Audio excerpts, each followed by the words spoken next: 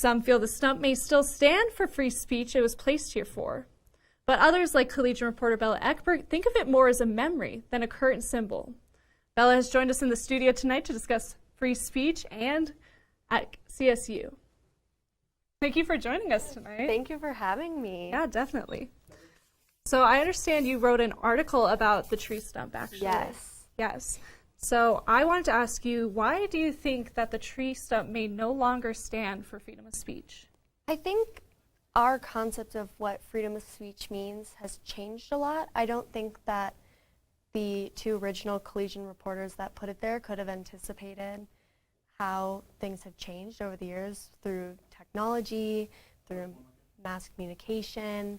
And I think now a lot of free speech arguments can take place online, which is a little harder to pick through because it's important to protect everybody's rights to free speech while also maintaining a balance of keeping conspiracy, things like that at bay from like misinformation, while also keeping people accountable for what they say, because freedom of speech isn't always freedom from consequences. You can say what you want, but there has to be something there to ensure that we're all being heard and not stamping down other people's voices.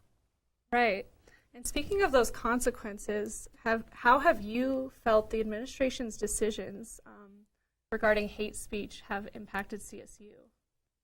I think that the bias reporting is a good step. I think that it's important to allow people that feel as though they've been negatively affected by free speech on campus to feel heard by the university.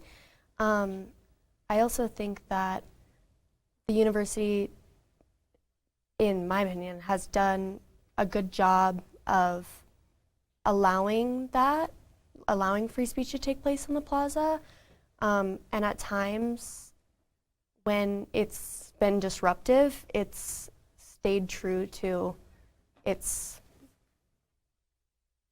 ideas and of keeping things up, still a productive environment, and still allowing that to happen while also doing what a school does, which is like educating and helping things move.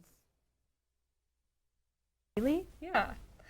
Do you think that the bias reporting they've recently instilled in the school is enough to give resources to students?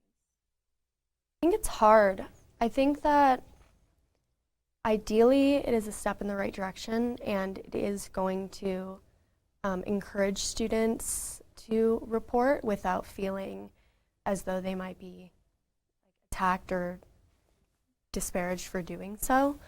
But you know, free speech has changed so much since when the stump first was bought to put on campus. And you know, a lot of free speech arguments, if they're happening online, it's hard to maintain accountability and make sure that people are aware of the impact that they have.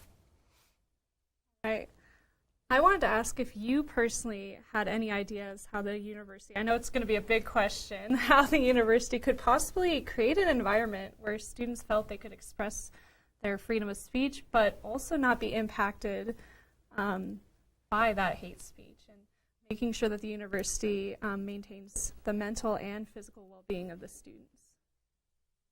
I think there just needs, like, bottom line to be open communication and transparency about how they're dealing with things, and when things come up where the university does need to address situations, that it does so with clarity, with respect, with patience, and keeps the students informed on what's happening, because that's the only way that we can all foster an environment that supports people's opinions and allows them to practice their freedom of speech while also, you know, maintaining ability and kindness on our campus. That was my last question, but I did want to ask you if you had any final thoughts you wanted to share or anything we didn't touch on. I don't think so. Thank you for having me. Thank you so much for coming on and sharing your thoughts. Of course.